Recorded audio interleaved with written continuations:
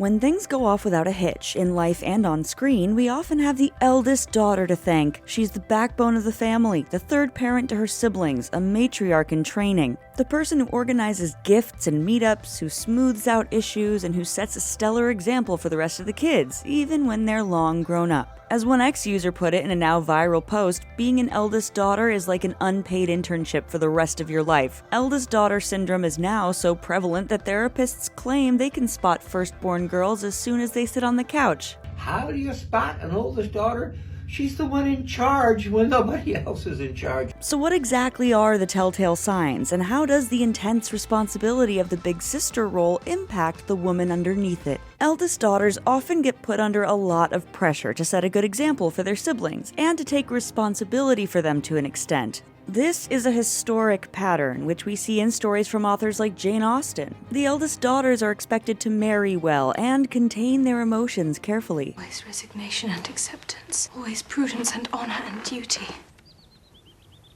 Eleanor, where is your heart? What do you know of my heart? What do you know of anything but your own suffering?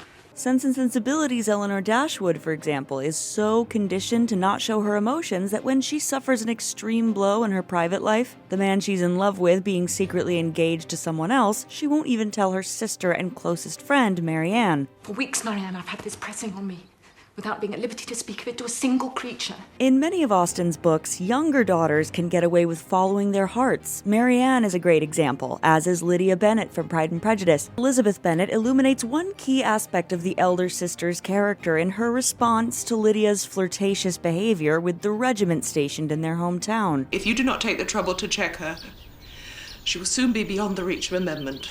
Her character will be fixed as the most determined flirt that ever made herself and her family ridiculous. Because Lizzie is a sibling and not a parent, she actually has a fuller picture of her sisters' indiscretions. They're less likely to check themselves around their sisters than they are around their parents. This leads Lizzie to offer a stark warning to her father to rein in Lydia's behavior, which he doesn't take seriously, and she ends up eloping with the shady Wickham at the age of 16. On Bridgerton, Kate Sharma is in her late 20s, so given the era it's set in, she's long given up on the idea of finding a husband. So she plows all of her energy and the family's finances into her little sister Edwina finding one instead. After my father died, Mama and I did the best we could to raise Edwina, all so she would never know of our struggles. I've spent the last 8 years raising my sister to walk in the right way, to talk in the right way, to play the pianoforte just so.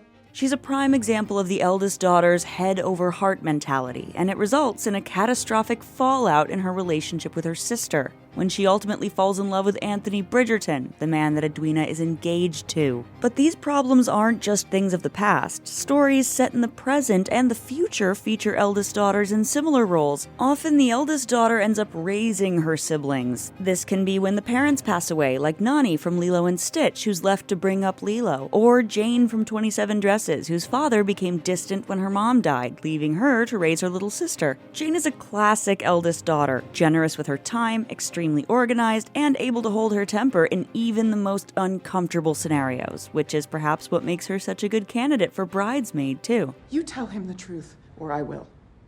No, you won't. You wouldn't hurt a fly, and you definitely wouldn't hurt me. I'm your sister. Another situation where eldest daughters end up as stand-in parents can be when the parents are present but incompetent, like Shameless's Fiona, whose father is an alcoholic and incapable of parenting his 6 kids. So she takes the role of the head of the house instead. I must get sick of having to think for everybody. At least I can.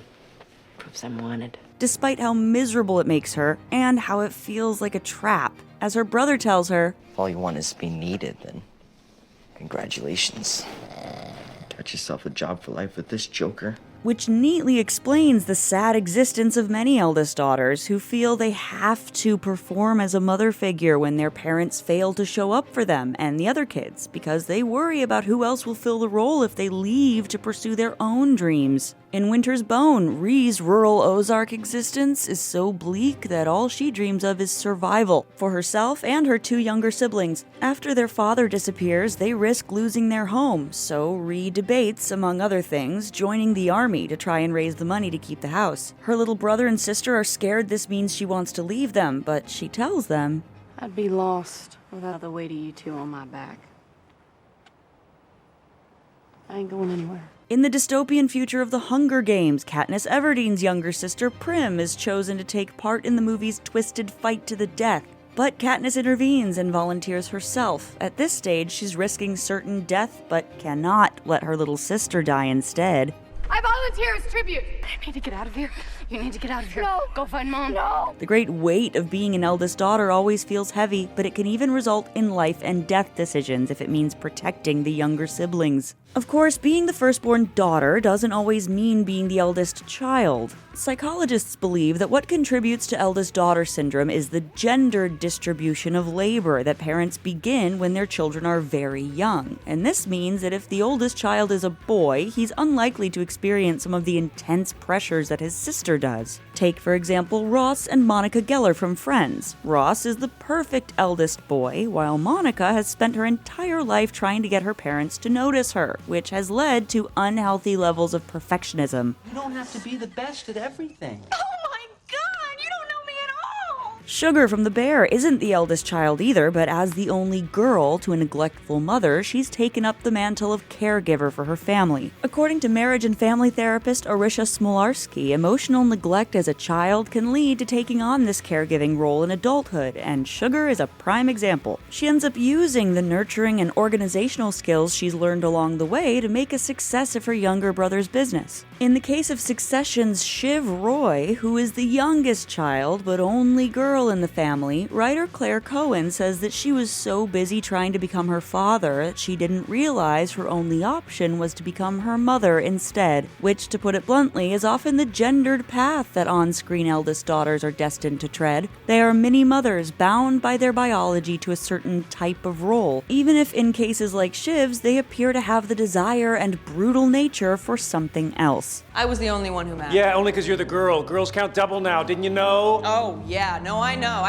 It's only your teats that give you any value. Sometimes the eldest daughter pushes back against the role she's forced into, or can't meet the demands of it, and becomes the rebel of the family. Haley Dunphy from Modern Family has much more in common with wild younger sisters like Pride and Prejudice's Lydia Bennet. To my brilliant daughter. So not you. But her younger sister Alex has no desire to take on the role of family backbone either. Perhaps this is because the gender divide isn't as obvious in their family, so there's no clear mini-mother path for the girls to take, as their dad Phil takes on a lot of the emotional work of raising a family, and their mom Claire provides more organizational support. This is a more wholesome interpretation of eldest daughters refusing the role than, for example, Euphoria's Cassie. When comparing Haley and Cassie and their rejection of the eldest daughter role, their very different families provide some explanation. The way that each member of the Dunphy family is valued for his or her abilities and personality is very different to how Cassie is treated as special because of her looks and figure. She's unable to take on a caregiver role for her younger sister because the abuse and rejection she's experienced has made her extremely needy when it comes to attention and love, and so she's always willing to put other people in her life, like Sister Lexi, below the men in her life. So instead of being the stereotypical older sister who invisibly supports and bolsters her younger sibling, Cassie instead works to outshine Lexi, and in a moment of high stress, even publicly puts Lexi down.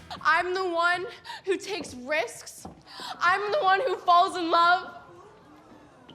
I'm the one who gets hurt, not you, Lexi! It's actually only child Maddie who ends up kind of taking on the older sister role when she temporarily moves in with the Howard family. She helps build up Lexi's confidence and pushes her to go after what she wants. The way we're brought up can shape us for the rest of our lives, unless we make a conscious decision to unpack how it's affected us and work to move away from it, which experts tend to agree is the best course of action for those suffering from eldest daughter syndrome. One perfect on-screen example of a character making this shift away from their predestined role is in Encanto, where we meet two older sisters in main character Mirabel's immediate family. Luisa is technically the middle sister, but in the song Surface Pressure, she describes how much pressure is put on her as the strong sister, while the actual eldest daughter in the movie, Isabella, feels a different type of pressure to be perfect and marry the right man. I've been stuck being perfect my whole entire life. Their younger sister Mirabel encourages both of them to step outside of their allocated roles, allowing Luisa to accept help and Isabella to have fun and let go of her perfectionist tendencies so that they can all find true happiness. In other narratives, the eldest daughter may not give up all the skills she learned from being pigeonholed as her family's on-call caregiver, but she can decide to sever ties with the toxic members of her family who forced her to learn them. We gotta get all the dinners in before the baby, so...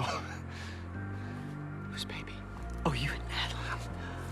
I thought she... Some of the skills learned while in the eldest daughter box can be useful, like leadership and caring for others, but being trapped in that box forever can be detrimental to their ability to become their own person. As eldest daughters progress into adulthood and begin to step out of the roles they had as children, they have a choice to reject the confines of their upbringing and stop answering to the pressures put upon them by birth order and gender. It doesn't mean that they'll no longer love and care for their family, just that they'll also get to spend some time finally loving themselves.